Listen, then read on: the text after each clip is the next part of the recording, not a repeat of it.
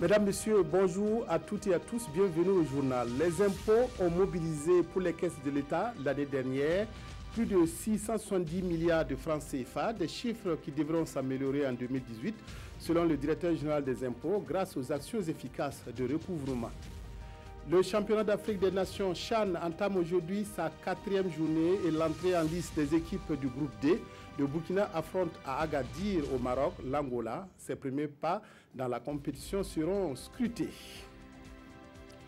Et puis Ouagadougou abrite aujourd'hui et demain une conférence internationale sur la gouvernance économique. Nous avons un invité, il s'agit de M. Haroun Sidat qui vient de Washington pour nous parler de cette rencontre importante à Ouagadougou.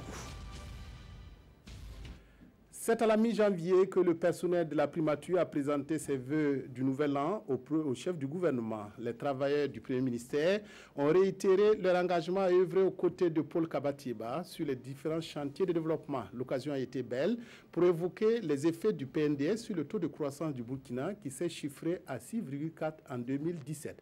Reportage Nongo Bakouda, Draman Guinée. Paul Kabatieba félicite individuellement le personnel du Premier ministère. 2017 n'a pas été un long fleuve tranquille pour le chef du gouvernement, mais des résultats satisfaisants sont atteints grâce à la collaboration des agents. L'année 2017 a été une année là où nous avons eu affaire à pas mal de défis au niveau du Premier ministère. Et également, le Burkina Faso a eu affaire à pas mal de défis que vous connaissez. Ces défis sont le terrorisme, les tensions sociales, etc. Et en dépit de cela, nous sommes arrivés à réaliser des performances appréciables au niveau du Burkina Faso, puisque la croissance qui est projetée serait autour de 6,4%, ce qui est un très bon niveau. Je pense que cette performance donc, est à féliciter. Mais pour 2018 également, il ne faut pas se voiler la face. Nous aurons à faire face donc, à pas mal de défis. C'est une présentation des vœux aux allures de promesses d'engagement. Le personnel rassure mieux faire en 2018, mieux faire pour le succès de la mission du chef de gouvernement. Nous, agents du Premier ministère, vous rassurons de notre loyauté, ainsi que de notre constante et entière disponibilité à toujours vous accompagner dans votre mission combien délicate de coordination de l'action gouvernementale. En tant que chef du gouvernement, vous ne ménagez aucun effort pour la mise en œuvre du programme de son Excellence, M. Roch-Marc Christian Kaboré. Au cours de cette soirée, les 9 agents du Premier ministère admis à la retraite ont reçu des cadeaux et des félicitations du chef du gouvernement.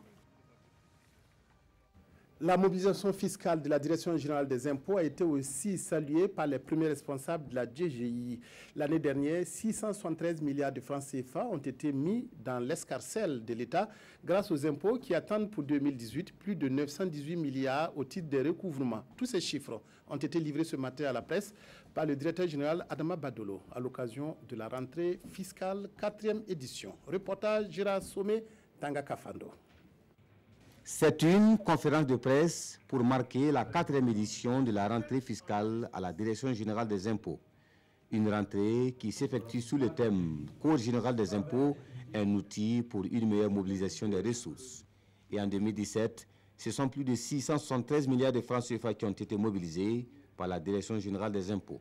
Pour un objectif de 720 milliards de francs CFA, la DGI a pu recouvrer 673 milliards de francs CFA pour le budget de l'État, soit un taux de réalisation de plus de 93%. Ce niveau de mobilisation représente un accroissement de plus de 78 milliards par rapport à l'année 2016. Et pour Adama Badolo, cette performance a été réalisée grâce à l'effort des services dans la mise en œuvre de certaines actions, comme l'opérationnalisation de la facture normalisée, le renforcement de la lutte contre la fraude fiscale, le paiement électronique de la taxe de résidence, le renforcement du recouvrement du reste à recouvrer et l'adoption du Code général des impôts. L'année 2017 s'est achevée sur une note optimiste avec l'adoption du Code général des impôts. Une évolution majeure qui couronne plus de 20 années d'efforts de l'ensemble des agents des impôts pour offrir un outil unifié et simplifié de travail en matière de fiscalité. En 2018, la Direction générale des impôts prévoit un recouvrement de 918 milliards de francs CFA, tout un défi qui sera relevé grâce à l'extension du paiement électronique de la taxe de résidence, le renforcement de la lutte contre la fraude fiscale, l'opérationnalisation du plan stratégique de communication, la fiscalisation du secteur agricole, selon le directeur général des impôts. La conférence internationale sur la gouvernance, la démocratie et les affaires s'ouvre dans quelques heures à Ouagadougou. Elle est organisée à l'initiative de plusieurs structures, dont le Centre pour l'entreprise privée internationale, CIPE, qui est représenté sur notre plateau par M. Haroun Sidat. Bonjour, M. Sidat. Alors, vous venez de Washington pour participer à cette rencontre. Pourquoi cette conférence sur la gouvernance, les affaires et la démocratie? Alors, il faut rappeler que cette conférence, d'abord, elle émane de l'initiative du président Kaboré lors de son passage aux États-Unis. Il a eu à rencontrer les structures, notamment la Chambre de commerce de Washington. Et dans son souhait d'attirer des investissements au niveau du Burkina Faso et de montrer que le Burkina est ouvert aux affaires et que le Burkina souhaiterait plus d'investissements, le président Kaboré a souhaité que les différentes structures se rencontrent avec les acteurs publics et privés à Ouagadougou pour parler d'un certain nombre de choses qui permettraient justement d'améliorer ce climat général et d'attirer les investisseurs et l'investissement au niveau du Burkina. Alors voilà, donc ça c'est le décor qui est planté. Mais quels sont ses objectifs? Quels sont les enjeux de cette conférence qui s'ouvre dans quelques heures à Ouagadougou? L'enjeu principal, comme le dit un peu le thème de la conférence, c'est renforcer la voix des entreprises pour soutenir la démocratie et la gouvernance. On a eu dans l'ensemble des pays de la sous-région une lancée démocratique dans laquelle il y a eu beaucoup d'interactions avec le secteur, notamment la société civile, les acteurs sociaux, mais malheureusement, il n'y a pas eu encore de dialogue effectif entre les acteurs publics et privés qui donnent des solutions concrètes aux enjeux de l'investissement privé national et international. Donc notre objectif, c'est de lancer des discussions sur un ensemble de thématiques pour savoir comment réellement engager un dialogue entre les acteurs publics et privés pour une réforme efficace dans les contextes particuliers de nos pays, le Burkina et la région de façon globale. Alors, cette conférence se déroule sous forme de tableau ronde pour que tout le monde puisse partager ses connaissances. C'est ça la particularité de la rencontre? Exactement. Nous avons donc plusieurs thématiques. On parlera des enjeux de dialogue public-privé. On parlera aussi de tout ce qui est lié à la gouvernance économique et comment les acteurs, quel est le rôle du secteur privé dans cet enjeu. Mais aussi, on parlera de la sécurité et des contraintes à l'investissement et notamment l'investissement international pour le Burkina et pour, encore une fois, les pays de la sous-région qui souffrent un peu de la même thématique sécurité. Alors, il y a quelque chose d'important qui devrait sanctionner cette conférence internationale, c'est la déclaration de Ouagadougou qui sera lue par le président Kaboré. Et en quoi elle engage tous les participants qui viendront des 4 coins du monde pour cette conférence? Nous fondons beaucoup d'espoir dans cette déclaration de Ouagadougou. Nous pensons qu'elle va être certainement le début d'un travail important qui se fera au niveau du Burkina Faso, mais aussi au niveau de la sous-région. Nous espérons que chacune de ces rencontres, table ronde, panel, va aboutir à des recommandations concrètes, non seulement sur comment améliorer le dialogue public-privé, mais sur concrètement quel rôle pour le secteur privé, quel rôle pour le secteur public et comment cette collaboration peut se faire au Burkina, au Niger, au Mali, en Mauritanie, au Tchad et dans la sous-région de façon globale. Et vraiment, c'est les recommandations. Nous pensons que cette déclaration va être un peu le document de référence dans pas mal d'activités. Je tiens à souligner que déjà, il y a un engagement qui était un peu le premier bébé de cette conférence, c'est que nous avons un engagement de faire une conférence entre les investisseurs américains de la Chambre de commerce des États-Unis et les investisseurs du Burkina, quelque part dans le cours de l'année 2018. Nous espérons qu'il y aura 2 ou 3 conférences qui vont justement permettre aux investisseurs privés de venir voir les opportunités et s'engager sur des choses concrètes pour le continent. Alors, ces retrouvailles entre investisseurs américains et burkinabés, en tout cas, ça tranche avec les déclarations du président américain qui qualifie certains pays africains de pays de, je n'ose pas le citer, mais est-ce que ça, c'est la réalité sur le terrain entre ce que disent les politiques et ce que font les investisseurs? Écoutez, moi, je parle vraiment du côté économique, et le côté économique, c'est que il y a des opportunités pour l'Afrique, il y a des opportunités pour les États-Unis, et les opportunités vont aboutir à la création d'emplois, à la création de richesses au niveau national et au niveau régional. Et c'est un peu ça qui nous intéresse. Alors, Monsieur Sidat, j'ai vu qu'au cours en tout cas de l'organisation, il y a eu beaucoup de structures. Il y a votre centre, il y a le mouvement, il y a la Chambre de commerce des États-Unis, il y a la Chambre de commerce du Burkina, il y a le gouvernement burkinabé. Bref, en tout cas, on voit que les politiques, les hommes d'affaires et puis même la société civile, vous vous retrouvez déjà dans l'organisation. Peut-être que cela portera des fruits par rapport à la rencontre. Tout à fait. C'est l'une des particularités de cette conférence, c'est que tous les acteurs sociaux, économiques et publics, voire même des acteurs au niveau de la sous-région, je parle du G5 Sahel, je parle aussi d'autres États, ont participé de façon très ouverte à la préparation de cette initiative. Et on espère justement que cela va continuer dans le résultat de cette initiative. Voilà, merci beaucoup, M. Haroun Sidat, qui est spécialiste du Centre pour l'entreprise privée internationale, le CIPE, qui est à Washington, D.C., qui est venu à Ouagadougou participer à cette conférence sur la gouvernance, la démocratie et les affaires. Merci beaucoup d'être venu ce midi sur notre plateau. Merci à vous. Et restez avec nous pour la suite du journal. Face au déficit céréalier que connaît le Burkina, le gouvernement a pris un certain nombre de mesures préventives. Il s'agit notamment de l'augmentation du stock de sécurité alimentaire par la mise à la disposition de la SONAGES de 25 milliards de francs CFA pour l'achat de céréales. Le bilan de cette opération et les recadrages nécessaires sont faits à travers une rencontre à Ouagadougou. Précision, Amadou Iliboudo, Maxime Zongo. 17 provinces déficitaires avec 83 communes à risque, plus de 42% de ménages qui ne pourront pas couvrir leurs besoins céréaliers. Voilà le constat de la campagne agricole 2017-2018. Afin de faire face à la situation, le gouvernement a pris des mesures anticipatives qui consistent à mettre à la disposition de la SONAGES environ 25 milliards de francs CFA pour la collecte de 95 000 tonnes de céréales au profit des boutiques témoins. Les boutiques témoins ont été mises en place pour résoudre une crise et cela a été une opération ponctuelle qui a perduré depuis 2012-2013 jusqu'à ce jour. Alors donc il faudrait qu'on s'arrête, qu'on fasse le point, qu'on voit ce qui a marché, ce qui n'a pas marché, et faire en sorte que nous puissions dynamiser cette opération s'il faut la rendre opérationnelle. La rencontre de Ouagadougou qui réunit l'ensemble des parties prenantes servira de cadre pour une réflexion concertée. Le ministère s'est engagé à travers les boutiques témoins de mettre des céréales à prix subventionné pour atteindre les personnes vulnérables.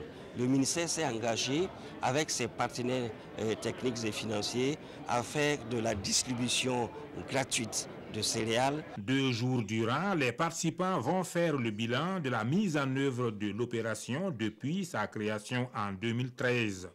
Objectif, définir des mesures de recadrage nécessaires à l'atteinte de résultats plus efficients. Séjour du ministre de l'Énergie dans la boucle du Moun pour prendre le pouls des travaux d'électrification solaire des centres médicaux avec antennes chirurgicales et de certaines localités.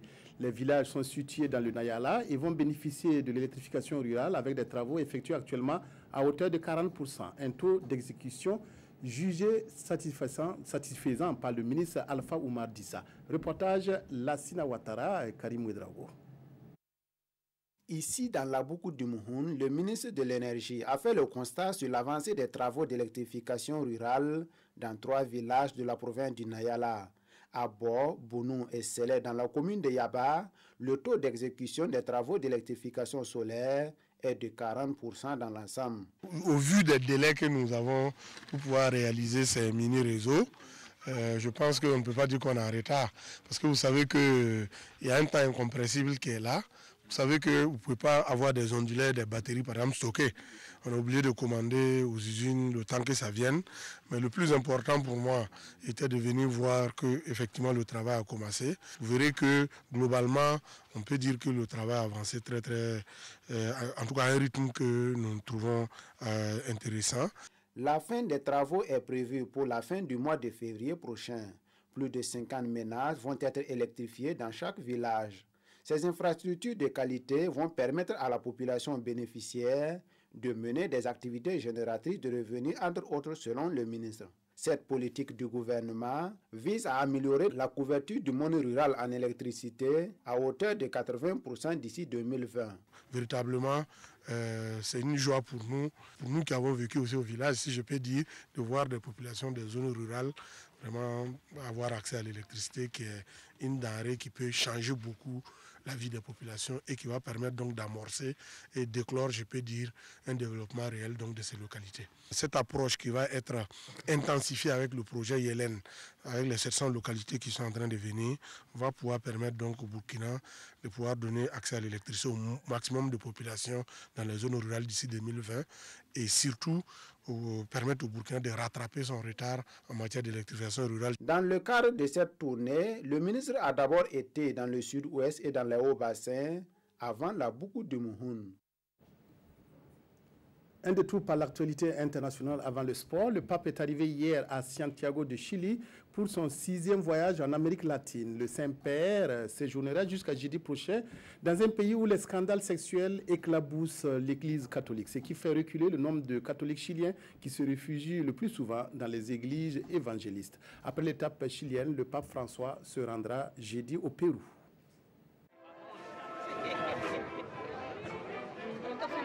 Accueil en grande pompe pour le souverain pontife qui entame ce lundi son 6e séjour diplomatique en Amérique du Sud.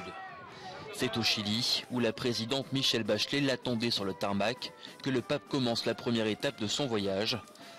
Un voyage pendant lequel le pape devrait visiter dès mardi une prison pour femmes dans la ville de Santiago, la capitale, avant d'aller à la rencontre mercredi du peuple indigène des Mapuches. Le pape François devra aussi rencontrer les autorités religieuses locales. Au Chili, où des scandales d'abus sexuels ont éclaboussé l'Église, la pratique de la foi catholique recule au profit de l'athéisme et des mouvements évangéliques.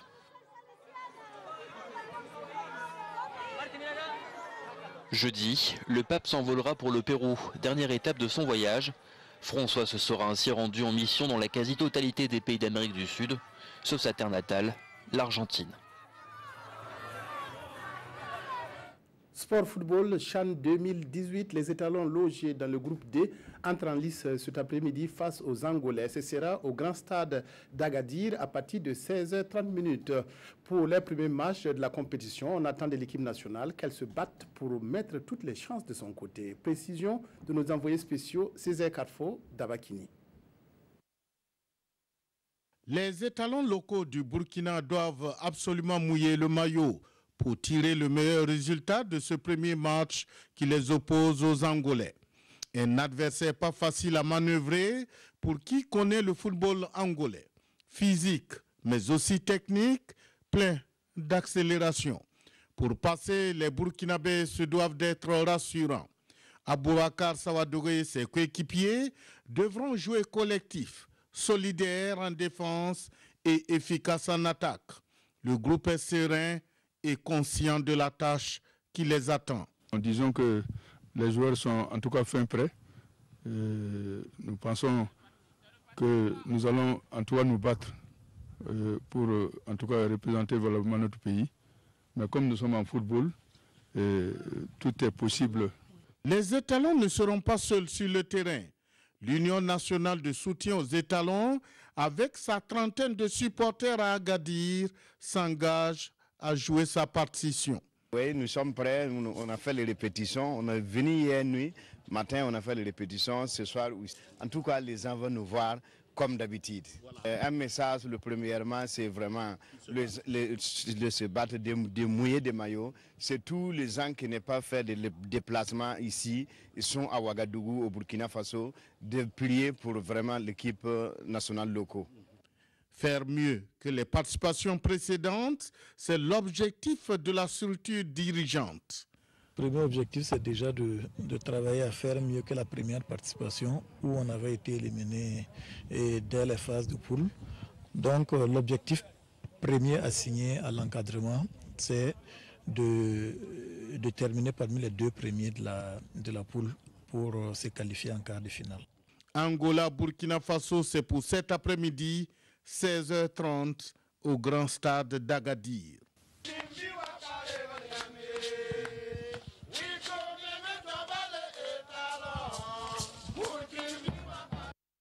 On l'a vu, les supporters des étalons sont mobilisés au Maroc comme ici à Ouagadougou, à quelques heures de cette rencontre Burkina-Angola. Leurs pronostics vont bon train, comme a pu le constater notre équipe de reportage dans la capitale burkinabé. Roger Bebamba, Salif Ouedraogo. Le groupe c'est bon. Il y a Mohamed Silla, il y a Fousséré Berao. J'espère que ça va marcher. Surtout, il y a le tour de Romeo Boni. L'attaque là, ça va bouger. Je suis confiant. Donc, je pronostique 2-0. Un but de Mohamed Silla et de Fousséré Berao. Bon, toutes les supporters sont avec eux. Même moi, je suis avec eux en tant que Burkinabé. Donc, allons seulement les étalons. Il ne faut pas qu'on baisse les bras. Quel que soit Alpha, il faut aller jusqu'au bout. Tant que l'arbitre n'a pas dit que le match est fini, il faut aller seulement. Ce qu'ici ce soir, c'est que moi j'ai dit seulement, on aura les 3 points. Oui, avec Saboteur seulement, avec ses enfants, il n'y a pas de problème, ça va aller. On compte sur les gars. Bon, c'est un ancien entraîneur, peut-être qu'il peut faire un bon système, puis ça va aller. Sinon, en tout cas, les talons, bon, on a des supporters de Burkina, mais des fois ça nous manque de joueurs, tout ça là. Mais je sais que ça va aller. Avec nous, avec Angola, il n'y a pas de match. Les étalons vont gagner ce soir 2-1. 2-1. On est 100% burkinabé, on est sûr de nous. La victoire est à nous. Pour moi, ce que je pense, c'est la victoire des étalons en face de l'Angola. Oui. Et je sais qu'on va remporter la victoire. Moi, je pense que l'étalon va avoir la victoire ce soir. Comme c'est leur premier match 2018 là. Et ça va être très bien. On leur souhaite bonne chance. On les encourage aussi. Mais on est sûr qu'ils vont l'avoir. Il n'y a pas de souci. 1-0. Ça c'est sûr. C'est confirmé même. La réunion des ministres de la Défense du G5 Sahel à Paris intéresse les journaux. Autre actualité commentée aujourd'hui, le match du Tchad Burkina-Angola. Revue de presse, Aimé Solange Guigma. Championnat d'Afrique des Nations 2018, les étalons à la chasse aux palancas négresses de l'Angola, titre l'observateur Palga. C'est donc aujourd'hui à 16h30 le baptême du feu pour les étalons en marche d'ouverture du groupe T du Championnat d'Afrique des Nations qui se joue du 13 janvier au 4 février au Maroc, précise le quotidien. Que nous réservent les poulains des saboteurs à Agadir s'interroge aujourd'hui au Faso, pour qui l'exploit réalisé à Koumassi tient lieu de référence quant aux ambitions du 11 national burkinabé. Mais la différence va se jouer au double plan de l'engagement et de la détermination. Bref, ça va se jouer au mental sur la concentration et la rigueur, nous confirme le sélectionneur Drissa Traoré dans le journal Le Pays. L'objectif principal, renchérit-il toujours dans ce journal, est de faire un bon résultat pour ne pas griller leur chance d'aller au second tour. Bon vent donc aux étalons. Enlèvement du couple Elliott 2 ans après, Djibo s'en souvient et se mobilise pour sa libération, rapporte l'observateur Palga. Occasion pour le collectif des organisations de la société civile du Soum de souhaiter que soient appliquées les mesures d'accompagnement annoncées par le ministre de la Sécurité et celui de la Santé en janvier-février 2016, restées sans suite, précise Le Pays. Autre point de l'actualité, 200 suspects interpellés, des engins explosifs neutralisés et des armes saisies. C'est le bilan de la lutte menée par les unités spéciales contre le terrorisme au nord du Burkina en fin d'année, rapporte le quotidien. Également des zones de refuge et des camps d'entraînement des djihadistes détruits par l'armée burkinabé, renchérit Le Pays. Pendant ce temps, les ministres de la Défense des pays du G5 Sahel sont en réunion à Paris pour discuter des moyens d'accélérer la montée en puissance de cette force, signale aujourd'hui au Faso, qui y voit un second coup porté dans les flancs terroristes. Vivement donc, souhaite l'observateur Palga, que cette armée commune atteigne sa vitesse de croisière pour au moins tailler sérieusement des croupières aux forces du mal qui ont mis en péril la stabilité de nos pays depuis plus de 5 ans. Voilà, c'est tout pour cette édition. Merci de votre aimable attention à la RTB. Excellent après-midi. N'oubliez pas le match Burkina-Angola à 16h30 GMT.